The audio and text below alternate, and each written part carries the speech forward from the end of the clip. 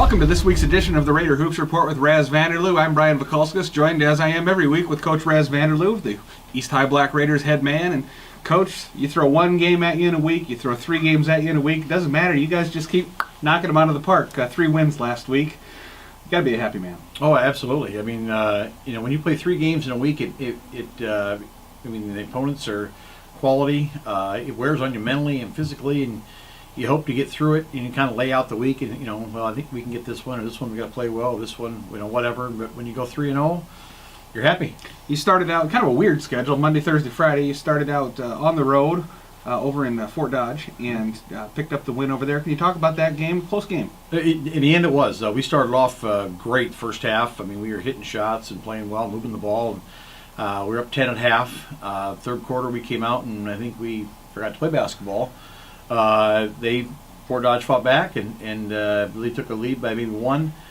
Fourth quarter's back and forth, down toward the end, and we held them. They had a shot with under 5 seconds to go and missed, and it all worked out in our favor. And then you came back down to the home court, played Thursday night against a tough Lamar's team and a scrappy Lamar's team, and they're every bit as good as any other competition that you face. And that was a battle. You came out on top, but what do the Bulldogs bring? Well, they bring a lot. They're a good team. They're very similar like to Sergeant Bluff. For people that may not be familiar with Lamar's, they got a real good point guard who's a tremendous 3-point shooter. They got a big kid inside named Borchers. Actually, they got 2 guys named Borchers inside. They are a very good team. I think they're coming in. They were 14-4. And we played exceptional. We played very good. Ended up with a very large victory. But it was a game that going into it, you kind of worry about things and make sure we guard this and guard that and stop this. And they've had some good wins. They defeated Heelan 2 weeks ago, but they were a team we were worried about. And then Friday night, you hit the road again, much to the delight of the diesel fuel people, and head down to Council Bluffs, TJ, to take on a Thomas Jefferson team that struggled as of late, but they picked up a victory up here over West a week or so ago, and so you just never know what TJ is going to bring. You guys were able to handle it, but what did TJ show you? Well, going into Friday, we were, a team that we had beaten handily earlier in the season, but some of you always, you worry about every game. But their 3 previous games on Thursday night, they played the St. Albert, a good 1A team, who beat them at the buzzer. And the game before that they played West, and they beat West. And then the game before that they played North, and North had to hit a last-second shot to beat them. So going in there, we're thinking, what are they going to give us? What's going on? But we withstood their slow-down tactics and actually played very well. Had a commanding lead at halftime, I think 27-5 at half, and then we just kind of built on that and got it to a running clock in the fourth and got out of there alive and came on home. I know the slowdown tactics. For people that aren't aware, Thomas Jefferson will hold on to the ball 2-3 minutes at a time without causing a dribble, and if you as the defense don't do anything about it, they could stand there for 8 minutes and hold the ball the entire quarter. Is that frustrating to coach against, or is it something where you just need to get a hand on somebody, get the count moving, and is that the way to break that particular style of play? Well, both. But in giving TJ credit, when you feel maybe you're outmatched talent-wise, that's a tactic you can use. I mean, it's 100% legal to do that. I myself would not be against it if it was flipped over. So to credit them, they're doing everything they can to try to win the game. Is it frustrating to play against? It is. It's a slow down deal. They hold the ball. The night before against St. Albert, they got the tip and held the ball for 5 minutes and 30 seconds to start the game. Just held on to it. We weren't going to let them do that. We were going to actually go out and guard them and make them move the ball and hopefully create turnovers or just create some kind of flow of the game. And we kind of did to start with. They weren't in a true stall, but also we went out and guarded them, which helped. So it got it going a little bit. Like I said, we limited them to 5 points at halftime, which is a crazy number, but we'll take it. I know that. And like I said, the second half was a little more of a flow. So like I said, we went down there, got a victory, got out of there, and came on home. Had a lot of people stepping up offensive-wise last week that we haven't seen before, and of late. Carter Lilly, I know, had a heck of a game, and as did White Mounds, who we've come to expect that. But Andre Harris stepped up as well. And anybody surprise you that you've seen step up this past week that we haven't necessarily called their name or anything like that throughout the year? Kind of going in reverse, Wyatt had the 32 points against Lamar's, and if you're a high school kid, you score 32 points in a game that lasts 32 minutes. I mean, you're doing pretty good. I mean, but Wyatt all year has been solid for us and very consistent and doing a great job. Carter Lilly is a primarily defensive player, and he can just kind of go forever. He can run. He's a quick kid. We normally put him on their best offensive player just because he bothers them so much. So him scoring points is more of a bonus for us. And when he does, it makes us a very good team. And then going down the line, Andre Harris in Fort Dodge on Monday night, he had a 5-minute stretch. He just went crazy. As good a 5-minute stretch really as maybe anybody's had all year of any of our players. In the first half, I think he had 12 points in that little stretch and hit threes, hit twos, drove the ball. I mean, he played very well, and he is another young man that every week his progress is very noticeable, and I think by the time he's done playing, he's going to be a tremendous player. All right, well, we'll turn the page. We're going to take a break. When we come back, we're going to talk to Coach Raz about a lot of the kids that signed national letters of intent this week and what all goes into that decision-making process throughout their years here at East. We'll be right back with more of the Raider Hoops Report.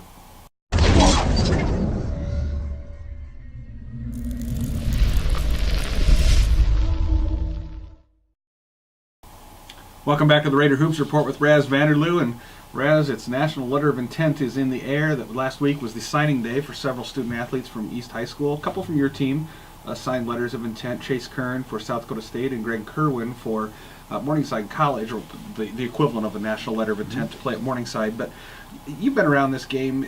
Those two signed to play football, but you've been around this game where you've had most recently Adam Woodbury recruited out of your program. You've dealt with coaches calling and talking about players. Can you kind of give the folks of us not in the know an idea of when these coaches call you, do you have to take everything they say with a grain of salt? Is it kind of like the Music Man coming in trying to sell their programs, or I mean, it's got to be an art to dealing with college coaches trying to pick your players out. Well, it definitely is an art. Depending upon the coach, depending upon the school, everyone's a little different. A lot of them are the same, but they're all a little different in their approach. They're obviously trying to.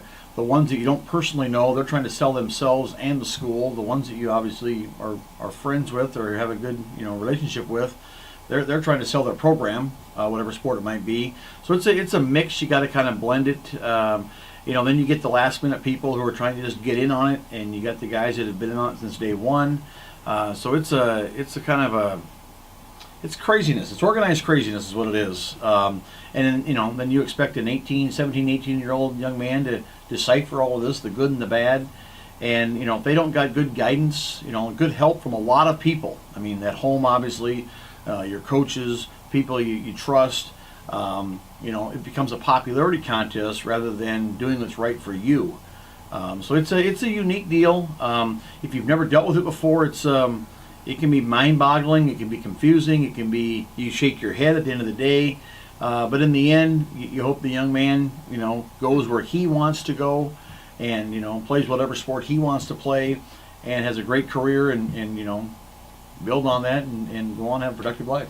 When you have these coaches call and things like that, and they're trying to sell the program, I don't think people understand sometimes that when I talk to kids, a lot of times they're not just interested in the program. I mean, they care about what the town's like, what the curriculum they want to take, and things like that. Because a lot of these guys know that this is going to be. I mean, this is their way to pay for college, is what it is, and so they have to enjoy their college experience too. Do you see that with the kids that you deal with? That the football program, yeah, it's nice, but what else does the college have to offer? Well, exactly right. I mean, you need to. I mean, let's be honest. In the big picture, you're going there to go to school to plan on your future. Whatever it may be. I mean, whether you want to be a salesman, whether you want to be in the medical field, whether you want to be whatever, marketing or whatever it might be, you need to go to a school that has those options for you.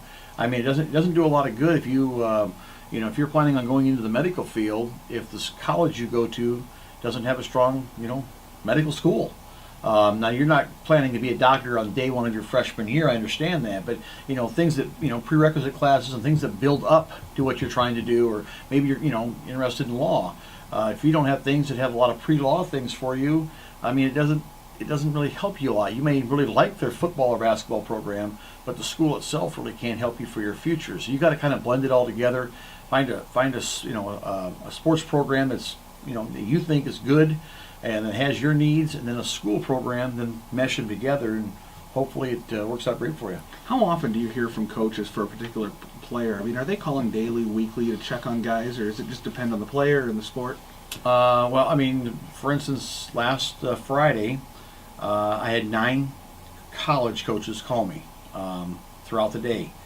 And some of them want to talk for 2 minutes, and some of them want to talk for 2 hours. So you got to kind of, you got to kind of work it together, and some of them are real quick and it's to the point, and some of them, oh boy, they want to talk. So it's and they're all just trying to sell themselves and what they got, and it's very interesting. It's I get a kick out of it, but it's like I said, it's not about me. It's about the young man, about the student athlete, and I just keep them informed as to what they're telling me, and it's their choice to make. Have you seen situations where kids have maybe you thought that they belonged at a higher level and they chose to go somewhere different because of curriculum or whatever it happened to be? Yeah, several times. I thought maybe a young man was better than where he went, but he really liked the school, or he really liked the town it was in, or he had, in one case, he had a family member already attending that school.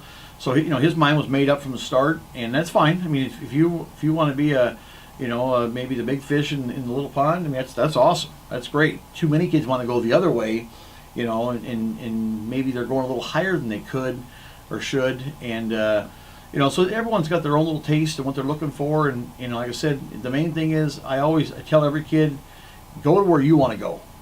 Go to where you want to go. Don't let outside influences, especially ones that aren't really with you. Don't make it a popularity contest. Do what's right. And then, are there limits on how many times coaches can contact you? I know there are with the kids and the families and stuff, but they can call you night and day, right? That'd be unlimited. Believe me. I enjoy talking to them, but sometimes you get to a point where you just kind of go like, okay, that's enough for the day. Then you get one more call, but you got to take it. I'm fair to them. I mean, I'm not going to tell any of them no.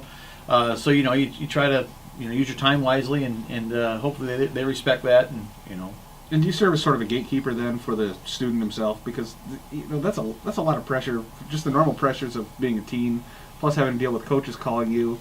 Can you kind of, if the kid tells you, look, I don't want to talk to University XYZ anymore, can you kind of put an end to that, or is that not really your role? No, that's definitely one of your major roles, is to maybe protect the student athlete from things that it's hard for a 17, 18-year-old young man to look a college coach in the eye that they've had a relationship with maybe for several months or even a year, and tell them I'm no longer interested. I'm sorry, but I don't want to go to your school. That's tough sometimes for an adult to deal with that. So you put a kid in that spot. So I it doesn't really bother me just to be honest with these people and say he for whatever reason he's not going to your school. So, and they're always very good about it. The thing that they need to remember is college coaches, they get told no more than they get told yes. They're used to it. It's not like, oh my gosh, he's not coming. They move on to the next one. So that's kind of it's the game within a game. And then you've obviously heard several pitches over the years. Do they all start sounding alike, or are they all coaches pretty unique? There's a lot of them that are alike, and then you get a few that are definitely unique. So, and some of them are, they maybe beat to a little different drummer, but you can take it all, in stride and try to piece it all together and give all the info back out to the student athlete, and they can digest what they want and go from there. All right, it's nothing I ever had to worry about. No coaches had to be gatekeeper for me. So when we come back, we'll look at the week ahead on the Raider Hoops Report with Raz Vander.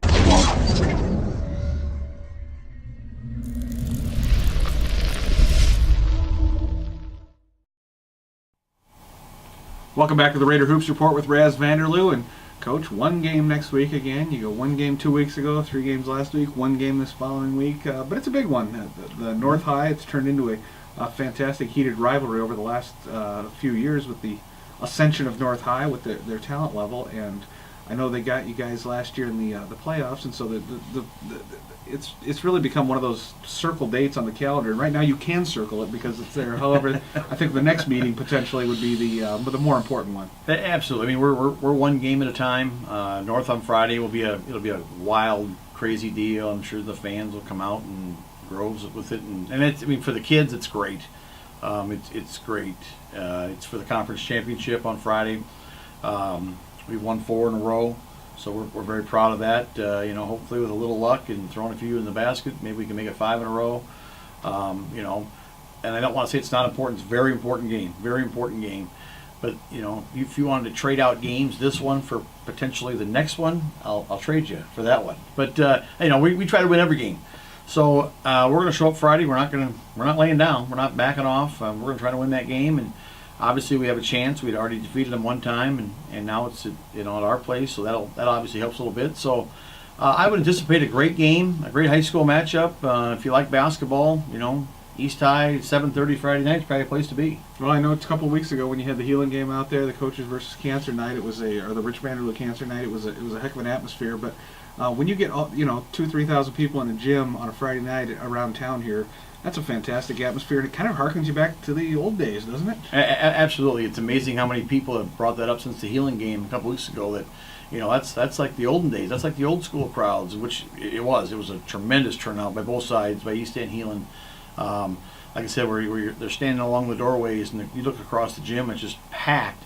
That's a neat thing for the kids. I mean, this whole thing's for the kids. It's I always tell our kids how lucky they are to be able to play in a beautiful gym with great crowds, with the media exposure they get. I mean, because there's millions of kids throughout our country that don't get near what our guys get, and they should be appreciative toward that, and they are.